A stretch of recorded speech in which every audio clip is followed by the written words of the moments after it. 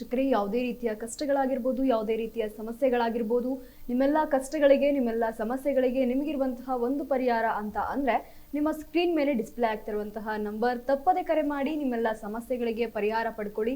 ಅದೇ ರೀತಿಯಾಗಿ ಶಿಕ್ಷಣ ಆಗಿರ್ಬೋದು, ಉದ್ಯೋಗ ಆಗಿರ್ಬೋದು, ದಾಂಪತ್ಯದಲ್ಲಿ ಕಲಹ ಉಂಟಾಗ್ತಾ ಇರುವಂತದ್ದಾಗಿರ್ಬೋದು, ಮದುವೆ ವಿಳಂಬ ಆಗ್ತಾ ಇದೆ, ಇನ್ನು ಮನೆ ಕಟ್ಟಿ ಅರ್ಧಕ್ಕೆ ನಿಲ್ಸಿದೀವಿ, ಈ ರೀತಿಯೆಲ್ಲ ಒಂದಷ್ಟು ನಾನಾ ರೀತಿಯ ಒಂದಷ್ಟು ಸಮಸ್ಯೆಗಳು ನಿಮ್ಮನ್ನ ಕಾಡ್ತಾ ಇರುತ್ತೆ. ಅಂತಹ ಸಮಯದಲ್ಲಿ ನಿಮ್ಮ ಸ್ಕ್ರೀನ್ ಮೇಲೆ ಡಿಸ್ಪ್ಲೇ ಆಗ್ತಾ ಇರುವಂತಹ 9743554266 ಈ ಸಂಖ್ಯೆಗೆ ಕರೆ ಮಾಡಿ ನಿಮ್ಮೆಲ್ಲ ಸಮಸ್ಯೆಗಳಿಗೆ ಪರಿಹಾರ ಪಡ್ಕೊಳ್ಳಿ. ಅದೇ ರೀತಿಯಾಗಿ ಲೈನ್ ಸಿಗ್ತಾ ಇಲ್ಲ, ಲೈನ್ ಕನೆಕ್ಟ್ ಆಗ್ತಾ ಇಲ್ಲ ಅನ್ನುವಂಥವ್ರು ನೇರ ಭೇಟಿಗಾಗಿ ಸಂಪರ್ಕಿಸಿ ಅನ್ನುವಂತಹ ನಂಬರ್ ಸಹ ಡಿಸ್ಪ್ಲೇ ಆಗ್ತಾ ಇದೆ. ಆ ನಂಬರ್ಗೂ ಸಹ ನೀವು ಕರೆ ಮಾಡ್ಬೋದು. ಗುರುಮಾತ ನಿಮಗೆ ಅಪಾಯಿಂಟ್ಮೆಂಟ್ ಕೊಡ್ತಾರೆ. ಅದಾದ ನಂತರ ನೀವು ಅವ್ರ ಜೊತೆ ಮಾತಾಡಿ ಎಲ್ಲಾ ರೀತಿಯಲ್ಲೂ ಸಹ ನಿಮ್ಮ ಸಮಸ್ಯೆಗಳಿಗೆ ಪರಿಹಾರವನ್ನ ಪಡ್ಕೋಬಹುದು. ಗುರುಮಾತ, ಒಂದು ಕರೆ ಇದೆ, ಅದನ್ನ ತಗೊಳ್ಳೋಣ. ಖಂಡಿತಮ್ಮ. ಹಲೋ. ಹಲೋ, ನಮಸ್ತೆ, ಎಲ್ಲಿಂದ ಕರೆ ಮಾಡ್ತಾ ಇರೋದು? ನಾವು ವಿಜಯಪುರದಿಂದ ಮಾತಾಡಿದ್ದೀವಿ. ಅಮ್ಮ, ನಿಮ್ ವಾಯ್ಸ್ ಕ್ಲಿಯರ್ ಆಗಿಲ್ಲ, ಒಂದ್ ಸ್ವಲ್ಪ ಕ್ಲಿಯರ್ ಆಗಿ ಮಾತಾಡ್ಬೋದಾ? ಹಲೋ.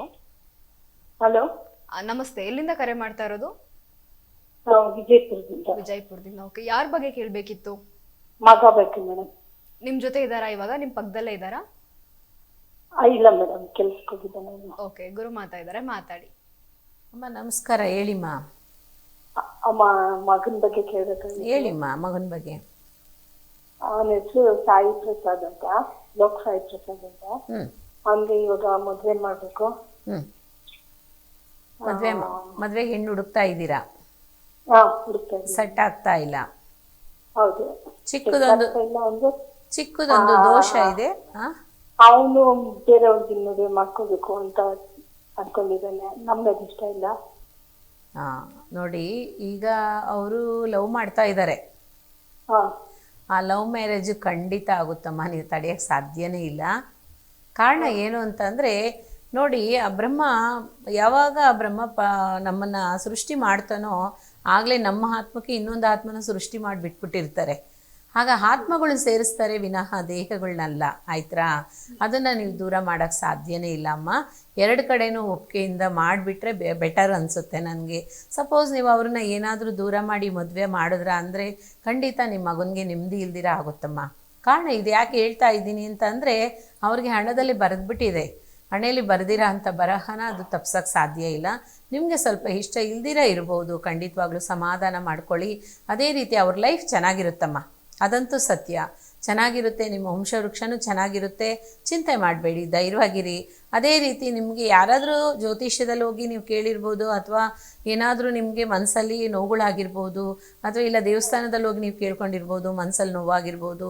ಆ ಹುಡುಗಿ ಬಂದುಬಿಟ್ರೆ ನೀವು ಹಂಗಾಗಿ ಹೋಗ್ತೀರಾ, ಹಿಂಗಾಗಿ ಹೋಗ್ತೀರಾ ಅಂತ ನಾನಾ ವಿಷಯದಲ್ಲಿ ನೋಡಿ. ಎಲ್ಲ ಜಾತಕದಲ್ಲಿ ಚೆನ್ನಾಗಿ ಹೇಳೋ ಅಂಥವ್ರು ಇರ್ತಾರೆ, ಅಥವಾ ಎಲ್ಲ ವಂಶದಿಂದ ಬಂದು ಜ್ಯೋತಿಷ್ಯರು ಇರ್ತಾರೆ. ಈಗ ಒಬ್ಬೊಬ್ರು ಎಲ್ಲ ಹೇಳೋ ಅಂಥದ್ದು ಕರೆಕ್ಟಾಗಿರುತ್ತೆ. ಆಯ್ತಾ? ಅದಕ್ಕಾಗ ಯಾರೋ ಒಬ್ರು ಹೇಳ್ಬಿಟ್ರು ಅಂತ ಅನ್ನೋದಕ್ಕೋಸ್ಕರ ಮನಸ್ಸನ್ನು ಎಡೆಬಿಡಬೇಡಿ. ಖಂಡಿತವಾಗ್ಲೂ ಆ ಮದುವೆ ಮಾಡಿ ನಿಮ್ಮ ವಂಶದಲ್ಲಿ ಚೆನ್ನಾಗಿ ಬಾಳ್ತೀರಮ್ಮ ನೀವು. ಅದಂತೂ ಯಾವ ಕಾರಣಕ್ಕೂ ಸರಿ. ದೂರ ಆದರು ಅಂದರೆ ಇಬ್ಬರು ಲೈಫನ್ನು ಕೆಟ್ಟೋಗುತ್ತೆ. ಯಾಕೆ ಅಂತಂದರೆ ಆ ಭಗವಂತನ ಆಶೀರ್ವಾದನೇ ಅವರಿಬ್ಬರು. ಇವಾಗ ನಿಮ್ಮ ಮಗನೂ ನಾನು ನೋಡಿಲ್ಲ, ಆ ಬರೋಂಥ ಹುಡುಗಿನೂ ನಾನು ನೋಡಿಲ್ಲ, ಆ ಮಗಿನೂ ನಾನು ನೋಡಿಲ್ಲ. ಇದ್ರೇನು ನಾನು ಹೇಳ್ತಾ ಇದ್ದೀನಿ ಅಂದರೆ ಖಂಡಿತವಾಗ್ಲೂ ಅದು ಒಳ್ಳೇದಾಗುತ್ತಮ್ಮ. ಒಳ್ಳೇದಾಗುತ್ತೆ, ಚೆನ್ನಾಗಿರ್ತಾರೆ. ನೀವು ಮನಸ್ಸು ಇಲ್ಲ, ಭಯ ಬೀಳ್ಬೇಡಿ. ಮನಸ್ಸು ಸಮಾಧಾನದಿಂದ ಎರಡು ಕುಟುಂಬನೂ ಸೇರಿ ಮದುವೆ ಮಾಡಿ, ಎರಡು ಕುಟುಂಬನೂ ಒಪ್ಕೊಂಡು ಸಂತೋಷವಾಗಿ ಮದುವೆ ಮಾಡಿ ಆಶೀರ್ವಾದ ಮಾಡಿ ಅಮ್ಮ, ಚೆನ್ನಾಗಿರ್ತಾರೆ. ಗುರುವೇ ಶರಣ. ಮಂತ್ರಾಲಯಕ್ಕೆ ಹೋಗಿ ಬನ್ನಿ, ಮಂತ್ರಾಲಯಕ್ಕೆ ಹೋಗಿ ಬನ್ನಿ ಮದುವೆ ಆದ್ಮೇಲೆ. ಭಯ ಬೀಳ್ಬೇಡಿ ನೀವು. ಖಂಡಿತವಾಗ್ಲೂ ರಾಯರ ಜೊತೆಲಿದ್ದಾರೆ. ಮದುವೆ ಆದ ಕೂಡಲೇ ನೀವು ಮಂತ್ರಾಲಯಕ್ಕೆ ಹೋಗ್ಬಿಟ್ಟು ಬನ್ನಿ. ಚಿಕ್ಕದೊಂದು ದೋಷ ಸಹ ಇದೆ. ಏನು ದೋಷ? ಕನ್ಯಾ ದೋಷ. ನೀವಿರಾಂಥ ದೇವಿ ದೇವಸ್ಥಾನಕ್ಕೆ ಹೋಗಿ, ದುರ್ಗಾದೇವಿ ದೇವಸ್ಥಾನ, ವಿಷ್ಣು ದುರ್ಗ ಗೊತ್ತಾಯ್ತಮ್ಮ? ವಿಷ್ಣು ದುರ್ಗ ಅಂತ ಅಂದರೆ ಯಾರು? ಶ್ರೀ ವಿಷ್ಣು ಪರಮಾತ್ಮನ ತಂಗಿ ಆದಂಥ ವಿಷ್ಣು ದುರ್ಗ. ಆ ವಿಷ್ಣು ದುರ್ಗಕ್ಕೆ ಹೋಗಿ 9 ದೀಪನ ನೀವು ನಿಂಬೆಹಣ್ಣಲ್ಲಿ 9 ದೀಪನ ತಾಯಿ ಆದವರೇ ಹಚ್ಬೇಕಮ್ಮ. ತಾಯಿ ಆದವರೇ ಅಮ್ಮ. ದುರ್ಗಾದೇವಿ ಸನ್ನಿಧಿಗೆ ಹೋಗಿ 9 ನಿಂಬೆಹಣ್ಣಿನಲ್ಲಿ ದೀಪ ಹಚ್ಬೇಕು. ಅದು 9ರಲ್ಲಿ 18 ಆಗುತ್ತೆ. ಒಂದು ಮಾತ್ರ ಗಣಪತಿ ಹತ್ರ ಇಟ್ಬಿಡಿ. 17 ದೀಪನ ತಾಯಿಗೆ ಆರತಿ ಮಾಡಿ ಅಲ್ಲಿಡಿ. ನಿಮ್ಮ ಮಗನ ಜೊತೆಲಿ ಕರ್ಕೊಂಡೋಗಿ ಅವ್ರಿಗೂ ಆಶೀರ್ವಾದ ಮಾಡ್ಕೊ ಅಂತ ಹೇಳಿ ಅಲ್ಲಿ ಅರ್ಚನೆ ಮಾಡಿಸ್ಬಿಟ್ಟು ದೇವಿ ಹತ್ರ ದೇವಿಗೆ ಅರ್ಚನೆ ಮಾಡಿಸ್ಬಿಟ್ಟು ಇರೋಂಥ ದೋಷ ಪರಿಹಾರ ಆಗಬೇಕು. ಮದುವೆ ಆದಮೇಲೆ ನಾನು ಬಂದು ಅವರಿಬ್ಬರೂ ಕರ್ಕೊಬಂದು ನಿಮಗೆ ಅಲಂಕಾರ ಮಾಡಿಸಿ ಅಭಿಷೇಕ ಮಾಡಿಸಿ ಅಲಂಕಾರ ಮಾಡಿಸ್ತೀನಿ ಅಂತ ಹೇಳಿ ಪ್ರಾರ್ಥನೆ ಮಾಡ್ಕೊಂಡೋಗಿ ಆಮೇಲೆ ಒಂದು ಮಡ್ಲಕ್ಕಿ ಸಮೇತ ಆ ಮಗಿನ ಕರ್ಕೊಂಡೋಗಿ ಮಡ್ಲಕ್ಕಿನ ಆ ಮಗಿ ಕೈಲಿ ಕೊಡಿಸಿ. ಯಾರು ನಿಮ್ಮ ಮನೆಗೆ ಬರೋಂಥ ಸೊಸೆಯಾಗಿ ಮಗಳಾಗಿ ಬರ್ತಾರಲ್ಲ ಅವ್ರ ಕೈಲಿ ಗಂಡ ಹೆಂಡ್ತಿನ ಇಬ್ಬರೂ ಕರ್ಕೊಂಡೋಗಿ ಖಂಡಿತ ಮದುವೆ ಮಾಡಿ ಅಮ್ಮ. ಎರಡು ಸೈಡು ಒಪ್ಪಿಗೆ ಇರಬೇಕು. ಮುಖ್ಯವಾಗಿ ಇವಾಗ ಮಗಿನ ಸೈಡು ಒಪ್ಪಿಗೆ ಇರಬೇಕು, ನಿಮ್ಮ ಸೈಡು ಒಪ್ಪಿಗೆ ಇರಬೇಕು. ಎರಡು ಕಡೆನೂ ಒಪ್ಕೊಂಡಿದ್ದೀರಾ, ಯಾರು ಒಬ್ಬರು ಒಪ್ಕೊಂಡಿದ್ದೀರಾ ಮಾಡಿದ್ರೇನು ಖಂಡಿತವಾಗ್ಲಿ ಅವರಲ್ಲಿ ನೋವಾಗ್ಬಿಡುತ್ತೆ. ಅವ್ರುಗಳಿಬ್ಬರೂ ದೂರ ಮಾಡಬೇಡಿ, ಒಪ್ಕೊಳ್ಳಿ. ಇಬ್ಬರೂ ಸೇರಿ ಸಂತೋಷ ಖುಷಿಯಿಂದ ವಿಜೃಂಭಣೆಯಿಂದ ಮದುವೆ ಮಾಡಿ ಅಮ್ಮ. ಓಕೆ, ನಮಸ್ಕಾರ. ಒಂದು ಧೈರ್ಯದ ಮಾತು ಸುಮಾರು 2-3 ವರ್ಷದಿಂದ ಬರ್ತಾ ಇದೆ ನಡ್ಕೊಂಡು. ನಿಮಗೆ ಬೇಡ ಫೀಲ್ ಮಾಡಬೇಡಿ. ನಿಮ್ಮ ಧೈರ್ಯ ತುಂಬಿಸೋರು ರಾಯರಿದಾರಮ್ಮ. ಖಂಡಿತ ರಾಯರು ಒಂದೊಂದು ಪ್ರಾಣಕ್ಕೂ ನೋಡಿ. ಇವಾಗ ಹೇಳ್ತೀನಿ, ಮದುವೆಗೆ ಮುಂಚೆ ಮಂಗಳ ದೋಷ ಇರುತ್ತೆ, ಕೇತು ದೋಷ ಇರುತ್ತೆ, ರಾಹು ದೋಷ, ಈ ಥರ ದೋಷಗಳಿರುತ್ತೆ. ಮದುವೆ ಆಗ್ಬಿಡುತ್ತೆ. ಮದುವೆ ಆದಮೇಲೆ ಆ ದೋಷನ ಪರಿಹಾರ ಮಾಡಬೇಕು ಅನ್ನೋ ಅವಶ್ಯಕತೆ ಇಲ್ಲ. ಆದರೆ ಸಂತಾನ ಭಾಗ್ಯ ಲೇಟ್ ಆಗ್ತಾ ಇದೆ ಅಂತಂದರೆ ಮಾತ್ರನೇ ಪರಿಹಾರ ಮಾಡಬೇಕು. ವೇಸ್ಟ್ ಮಾಡ್ಕೊಂಬೇಡಿ ಹಣನ. ಯಾಕೆ ಅಂತಂದರೆ ಇರುವಾಗಲೇ ಗೊತ್ತಾಯಿತು, ಮದುವೆಗೆ ಮುಂಚೆ ನಮ್ಗೆ ಯಾವುದೇ ದೋಷ ಆಗಲಿ ಗೊತ್ತಾಯಿತು ಅಂತ ಅಂದರೆ ಖಂಡಿತ ಅದು ದೋಷನ ಪರಿಹಾರ ಮಾಡ್ದಿರ ಮದುವೆ ಮಾಡ್ಕೋಬೇಡಿ. ಇಲ್ಲ ಗೊತ್ತಾಗ್ದಿರ ಮಾಡ್ಕೊಬಿಟ್ಟಿದ್ದೀವಿ ಅಂತ ಅಂದರೆ ಮದುವೆಗೆ ಆದಮೇಲೆ ಅದನ್ನು ಮಾಡಬೇಕಾಗಿರೋ ಅವಶ್ಯಕತೆ ಇಲ್ಲ. ಆದರೆ ಸರ್ವಸಿದ್ಧಿ ಪೂಜೆ ಮಾಡಬೇಕು. ಯಾವುದಕ್ಕೆ ಮಾಡಬೇಕು ಅಂದರೆ ಸಂತಾನ ಭಾಗ್ಯಕ್ಕೋಸ್ಕರ ಪೂಜೆ ಮಾಡಬೇಕು. ಇದನ್ನು ಮಾತ್ರ ಮಾಡಿದ್ರ ಅಂದರೆ ಖಂಡಿತವಾಗ್ಲೂ ಒಳ್ಳೆಯದಾಗುತ್ತಮ್ಮ. ನೀವು ಬನ್ನಿ, ಒಂದು ಪೂಜೆನೂ ಸಹ ಮಾಡಿಕೊಡ್ತೀನಿ. ವಿಜಯಪುರ ತಾನೇ, ಖಂಡಿತ ಮಾಡಿಕೊಡ್ತೀನಿ. ಸರ್ವಸಿದ್ಧಿ ಪೂಜೆ ಇಡಿ, 2 ಕುಟುಂಬನೂ ಸೇರಿ ಬನ್ನಿ, ಸಂತೋಷ ಆಗುತ್ತೆ. ಇಬ್ಬರು ನನ್ನ ಹತ್ರ ಬನ್ನಿ, ಮಾತಾಡೋಣ. ಸಪೋಸ್ ಒಬ್ಬರು ಕುಟುಂಬದಲ್ಲಿ ಒಪ್ಕೊಳ್ಳಿಲ್ಲ ಅಂದ್ರೇನು ನೀಟಾಗಿ ಇಬ್ಬರೂ ಸಪ್ರೇಟ್ ಆಗಿಬಿಡಿ. ಇಲ್ಲ ಒಪ್ಕೊತಾರೆ, ನಮ್ಗೆ ಒಪ್ಪಿಗೆ ಇದೆ ಅಂತಂದರೆ ನಿಂತು ಧೈರ್ಯವಾಗಿ ಮದುವೆ ಮಾಡಿ ಅಮ್ಮ. ಕುಟುಂಬದಲ್ಲಿ ಇರೋ ಅಂಥ ಗಂಡ ಹೆಂಡ್ತಿ 4 ಜನನೂ ಅವ್ರನ್ನ ಆಶೀರ್ವಾದ ಮಾಡಿ. ಖಂಡಿತ ನಿಮ್ಮ ಆಶೀರ್ವಾದದಲ್ಲಿ ಅವ್ರ ವಂಶ ವೃಕ್ಷ ಆಗಿ ಚೆನ್ನಾಗಿ ಬಾಳ್ಲಿಮ್ಮ.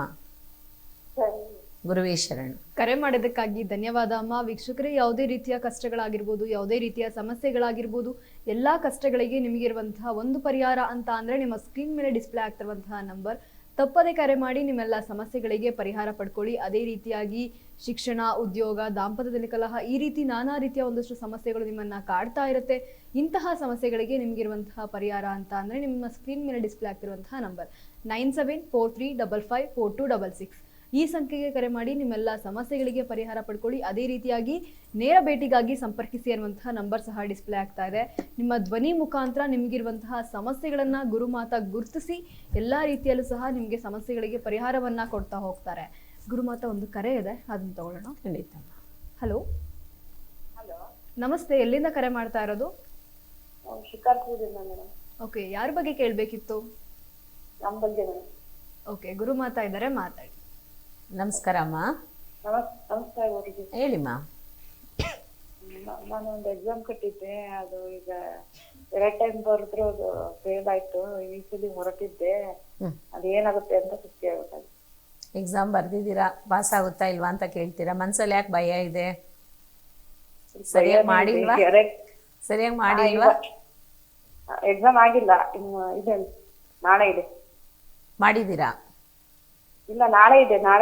ನಾಳೆ ಎಕ್ಸಾಮ್ ಅಮ್ಮ? Okay okay. ಹಾಂ. ನಿಮ್ಮ ಹೆಸರು ಹೇಳಿಮ್ಮ. ಕವಿತಾ. ಮನೆ ದೇವ್ರ ಹೆಸರು? ಚಂದ್ರಗುತ್ತಮ್ಮ. ಅರ್ಥ ಆಗಲಿಲ್ಲ, ಹೇಳಿಮ್ಮ. ಗುತ್ತಮ್ಮ. ಉತ್ತಮ್ಮ. ವೃತ್ತಮ್ಮನ ಉತ್ತಮ್ಮನ? ಗುತ್ತಮ್ಮ. ಗುತ್ತಮ್ಮ. ಕುಟುಂಬ ಆಯುರಾರೋಗ್ಯ ಭಾಗ್ಯ ಪ್ರಾಪ್ತ್ಯರ್ಥಂ ಆಯುಷ್ಮಾನ್ ಬಹುವೃದ್ಧಿರಸ್ತು, ದೀರ್ಘ ಆಯುಷ್ಮಾನ್ ಬಹುವೃದ್ಧಿರಸ್ತು, ಸರ್ವ ಇಷ್ಟಾರ್ಥಕಾರಿ ಸಿದ್ಧಾರ್ಥಂ ಸರ್ವಾರ್ಥ ಕಾರ್ಯ ಪ್ರಾಪ್ತ್ಯರ್ಥಂ, ವಿದ್ಯಾ ಜ್ಞಾನ ಪ್ರಾಪ್ತ್ಯರ್ಥಂ, ಸರಸ್ವತಿ ಜ್ಞಾನ ಪ್ರಾಪ್ತ್ಯರ್ಥಂ, ಆಯುಷ್ಮಾನ್ ಬಹುವೃದ್ಧಿರಸ್ತು.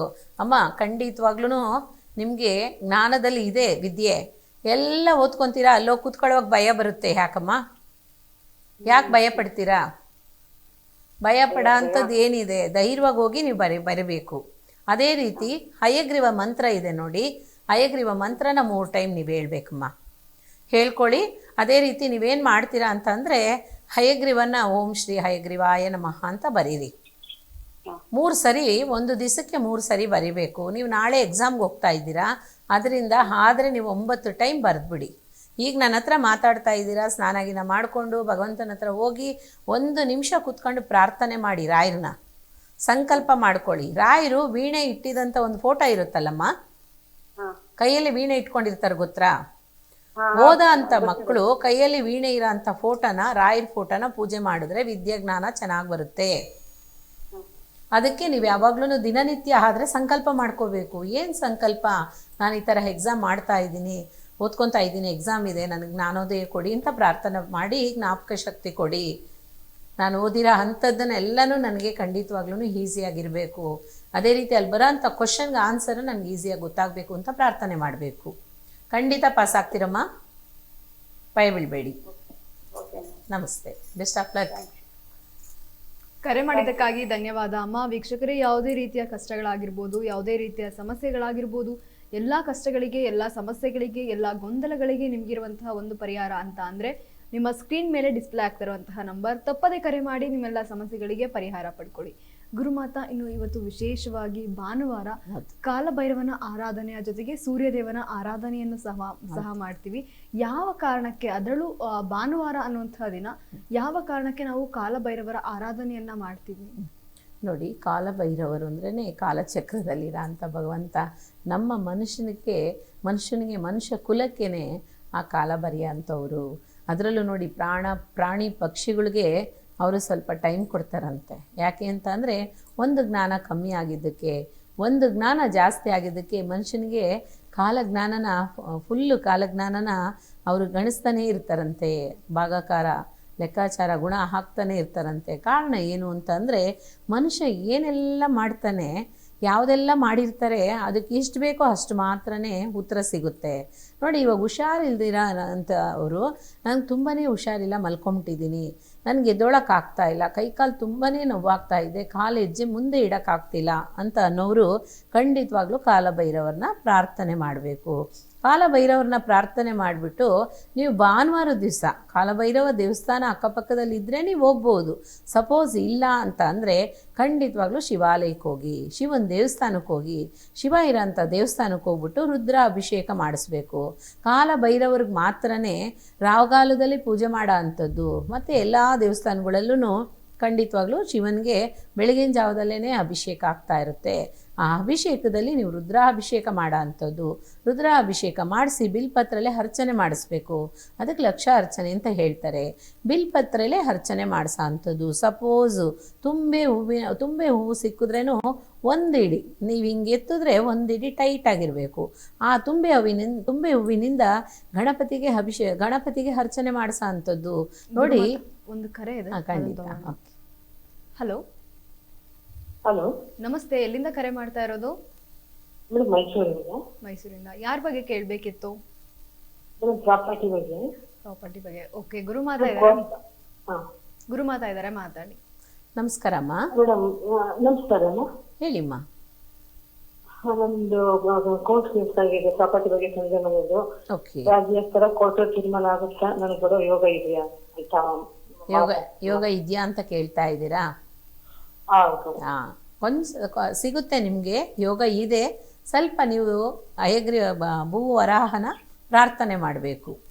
ನೀವಿರೋ ಅಂಥ ಸ್ಥಳದಲ್ಲಿ ಸ್ವಲ್ಪ ದೂರದಲ್ಲೇ ಶ್ರೀರಂಗಕ್ಕೆ ಹೋಗೋ ದಾರಿಲಿ ಭೂವರಾಹ ಸ್ವಾಮಿ ದೇವಸ್ಥಾನ ಇದೆಯಲ್ಲ, ಅದಕ್ಕೆ ಹೋಗ್ಬಿಟ್ಟು ಗುರುವಾರ ದಿವಸ ಪೂಜೆ ಮಾಡಿಸ್ಕೊಬಂದ್ಬಿಡಿ ಅಮ್ಮ. ಪೂಜೆ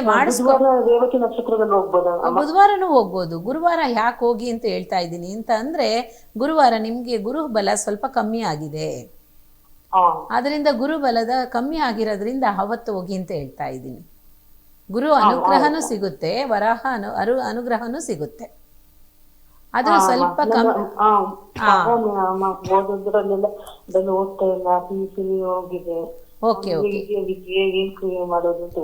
ಈಗ ನೀವು ಹೋಗಿ ಪೂಜೆಗೆ ಏನೇನು ಅಲ್ಲಿ ಅನುಕೂಲವಾಗಿ ಏನೆಲ್ಲ ಕೊಡ್ತಾರೋ ಅದನ್ನ ಕೊಟ್ಟು, ಮುಖ್ಯವಾಗಿ ತುಳಸಿ ಮಾಲೆ ಕೊಡಿ. ತುಳಸಿ ಹಾರ ಇರುತ್ತಲ್ವರ, ಹಾರನ ಕೊಡಿ, ಹಾರ ತೆಗೆದುಕೊಡಿ. ತುಳಸಿ ಹಾರ ಕೊಟ್ಬಿಟ್ಟು 2 ತೆಂಗಿನಕಾಯಿ ಕೊಡ್ಬೇಕಮ್ಮ. 1 ಕೊಡಬಾರ್ದು ಪೂಜೆಗೆ, 2 ತೆಂಗಿನಕಾಯಿ ಕೊಡಬೇಕು. ಏನು ಅಂತ, ನಿಮ್ಮ ಮನೆ ದೇವರ ಹೆಸರಲ್ಲಿ ಒಂದು ಇಷ್ಟ ದೇವರು, ನೀವೆಲ್ಲೂ ಹೋಗ್ತಾ ಇದ್ದೀರೋ ಅದು ಆ ದೇವ್ರನ್ನ ಇಷ್ಟ ದೇವರಾಗಿ ಪ್ರಾರ್ಥನೆ ಮಾಡಬೇಕು. ಹಾ ಅವಾಗ ಎರಡು ಕಾಯಿ ಕೊಡುವಾಗ ಏನಾಗುತ್ತೆ ಅಂತ ಅಂದ್ರೆ ಮನೆ ದೇವ್ರ ಹೆಸರಲ್ಲಿ ಒಂದು ಕಾಯಿ, ಇನ್ನೊಂದು ಕಾಯಿ ನೀವು ಹೋಗ್ತಾ ಇರೋಂಥ ಇಷ್ಟ ದೇವ್ರ ಹೆಸರಲ್ಲಿ ಒಂದು ಕಾಯಿ ಪೂಜೆ ಮಾಡ್ಕೊಡ್ತಾರೆ. ಪಕ್ಕ ಬರ್ದು ನಾವೇ ಹೋಗಿ ಮಾಡ್ಬೋದಮ್ಮ ಅಮ್ಮ, ಅವ್ನಿಗೆ ವಿದ್ಯಾಭ್ಯಾಸ ಮುಂದುವರಿತಾನ. ಖಂಡಿತ ನೀವು ಹೋಗಿ ಪೂಜೆ ಮಾಡಿಸ್ಕೊ ಬನ್ನಿ. 3 ವಾರ ಇದು ಬಿಡ್ದಿರಾನೆ ಗುರುವಾರ 3 ಗುರುವಾರ ನೀವು ಹೋಗ್ಬೇಕಮ್ಮ. ಖಂಡಿತವಾಗ್ಲೂ ನಿಮಗೆ ಸಿಗುತ್ತೆ ಅದು. ನಿಮ್ದು ಕೋರ್ಟ್ ಕೇಸ್ ಮಗಂದು 2 ಕ್ಲಿಯರ್ ಆಗುತ್ತಮ್ಮ. ಒಂದು ವಿಷಯ ನೀಟಾಗಿ ಕೇಳ್ಕೊಂಬಿಡಿ, ಅದನ್ನ ಪರಿಹಾರ ಮಾಡ್ಕೊಳ್ಳಿ. ನೆಕ್ಸ್ಟ್ ಸಹ ನಾಳೆನೂ ಸಹ ನೀವು ಕೇಳ್ಕೊಂಡು ಇನ್ನೊಂದು ವಿಷಯಕ್ಕೆ ಕೇಳ್ಕೊಬಹುದು. ಇದು 2 ವಿಷಯ ನೀವು ಮಾಡಕ್ ಹೋದ್ರೆ ಕನ್ಫ್ಯೂಸ್ ಆಗ್ಬಿಡ್ತೀರಾ. ನಾನು ಹೇಳ್ತೀನಿ ಇಲ್ಲ ಅಂತ ಅಲ್ಲ, ಆದರೆ ಕನ್ಫ್ಯೂಸ್ ಮಾಡ್ಕೋಬೇಡಿ. ಯಾಕೆ ಅಂತ ಅಂದರೆ ಮಗನ ವಿಷಯದಲ್ಲಿ ಬಂದು ತುಂಬಾನೇ ತೊಂದರೆಗಳಿದೆ. ಅದಕ್ಕೂ ಇದಕ್ಕೂ ನೀವು ಮಿಂಗಲ್ ಆದ್ರ ಅಂತ ಅಂದ್ರೆ ಏನ್ ಮಾಡೋದು ಅಂತ ನೀವು ಕನ್ಫ್ಯೂಸ್ ಆಗ್ಬಾರ್ದು. ನಿಮ್ಗೆ ಏನಾಗ್ಬೇಕು, ಫಸ್ಟ್ ಇದ್ರಲ್ಲಿ ಆಗ್ಬೇಕಾ ಅದ್ರಲ್ಲಿ ಆಗ್ಬೇಕಾ ಹೇಳ್ಕೊಳ್ಳಿ. ನಿಮ್ಗೆ ಯಾವ್ದು ಫಸ್ಟ್ ಬೇಕಾಗಿದೆ? ಅದಕ್ಕೆ ಇದನ್ನ ನೀವು ಮುಗಿಸ್ಕೊ ಬನ್ನಿ. 3 ವಾರ ಇದು ಮಾಡುವಾಗ್ಲೇನೆ ಗುರು ಅನುಗ್ರಹ ನಿಮಗೆ ಪ್ರಾಪ್ತಿ ಆಯಿತು ಅಂತ ಅಂದರೆ ಮಗನಿಗೂ ಸ್ವಲ್ಪ ರಿಲ್ಯಾಕ್ಸೇಷನ್ ಸಿಗುತ್ತೆ. ನೀವು ನನ್ನ ನಂಬರ್ ತೊಗೊಳ್ಳಿ, ನೀಟಾಗಿ ನಂಬರ್ ತೊಗೊಳ್ಳಿ, ವಾಟ್ಸಪ್ ಮಾಡಿ ಅಮ್ಮ. ಈ ವಿಷಯನ ವಾಟ್ಸಪ್ ವಾಯ್ಸ್ ಮೆಸೇಜ್ ಹಾಕಿ, ಅದಕ್ಕೆ ನಿಮಗೆ ರಿಪ್ಲೈ ನಾನು ಕೊಡ್ತೀನಿ. ಸರಿನಾ? ರಿಪ್ಲೈ ಕೊಡ್ತೀನಿ ನೀಟಾಗಿ. ಅದನ್ನು ನೀವು ಆದರೆ ಅಪಾಯಿಂಟ್ಮೆಂಟ್ ತೊಗೊಬೇಕು. ಅಪಾಯಿಂಟ್ಮೆಂಟ್ ತೊಗೊಂಡೇ ನೀವು ನನಗೆ ಮಾತಾಡಬೇಕು. ಕಾರಣ ಏನು ಅಂತಂದರೆ 2 ದಿವ್ಸಕ್ಕೆ ಮುಂಚೆನೂ ಕೇಳಿರ ಅಂಥವ್ರು ಇರ್ತಾರೆ ಪಾಪ. ಅದಕ್ಕೆ ನಾನು ಎಲ್ಲ ವಿವರವಾಗಿ ನಿಮಗೆ ಕೊಡ್ತೀನಿ. ಫಸ್ಟು ಭೂಮಾದೇವಿಗೋಸ್ಕರ, ಭೂದೇವಿ ಪೂಜೆಗೋಸ್ಕರ ನೀವು ಹೋಗಿ ಬನ್ನಿ ವರಾಹ ಹತ್ರ. ಆ ಪೂಜೆ ಕೊಡೋಂಥ ಟೈಮಲ್ಲೇ ನಿಮ್ಮ ಮಗನಿಗೂ ಸ್ವಲ್ಪ ಹುಷಾರಾಗುತ್ತೆ, ಎಲ್ಲ ಕಾರ್ಯನೂ ಸಕ್ಸಸ್ ಆಗುತ್ತೆ. ಖಂಡಿತ ಹೋಗಿ ಬನ್ನಿ. 3 ವಾರ ಹೋಗಿ ಅಮ್ಮ. 4ನೇ ವಾರದೊಳಗಡೆ ನಿಮ್ಗೆ ದಾರಿ ಸಿಗುತ್ತೆ. ಅದರಲ್ಲೂ ಕಾಂಪಿಟೇಷನ್ಗಳು ಜಾಸ್ತಿ ಇದೆ, ಅದಕ್ಕೋಸ್ಕರ ಗುರುವಾರನೇ ಹೋಗಿ ಅಂತ ಹೇಳ್ತಾ ಇರೋದು. ಖಂಡಿತ ಹೋಗಿ ಬನ್ನಿ, ಒಳ್ಳೇದಾಗ್ಲಿಮ್ಮ. ಕರೆ ಮಾಡಿದ್ದಕ್ಕಾಗಿ ಧನ್ಯವಾದ ಅಮ್ಮ.